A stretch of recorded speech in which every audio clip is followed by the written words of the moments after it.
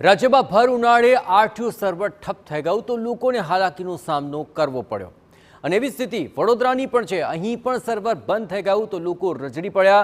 રોજના 800 અરજદારોને મુશ્કેલી વેઠવાનો વારો આવી ગયો। ડ્રાઇવિંગ ટેસ્ટ બંધ થઈ છે, જેને કારણે અરજદારો દૂર દૂરથી આવીને ધક્કો ખાઈને પરત ફરવા માટે મજબૂર છે। એ તરફ સરકાર સારથી સોફ્ટવેર અપડેટ કરવાનું હોવાથી સર્વર બંધ હોવાનું અધિકારીઓ રટણ કરી રહ્યા છે અને આવી આકરી ગરમીમાં લોકોને પરેશાની વેઠવી ન પડે અને સમસ્યાનું જલ્દીથી નિરાકરણ આવે તેવી અરજદારો માંગ કરી રહ્યા છે। એટલે આજે ટેસ્ટ લેવામાં આવે નહીં અને આ પ્રોબ્લેમ ઘણા સમયથી ચાલુ છે, પણ સાહેબનું કહેવું એવું છે કે ટુ વ્હીલર માટે કાલે 18 તારીખે સવાર 10 વાગ્યા સુધીમાં અપ થઈ જશે, એટલે એમને કીધું છે કે ફોન કરીને પછી જાઓ। અત્યાર સુધી મેડમ મેક્સિમમ બધાને ટેલિફોનિક સૂચના અને અખબારીયા દ્વારા જાણ કરેલ છે, જેથી કરીને મિનિમમ અરજદારો આવે છે અને જે આવે છે લોકોને સમજાવીને અમે લોકો જે સૂચના છે સરકારશ્રીની એ પ્રમાણે મોકલી આપીએ છીએ।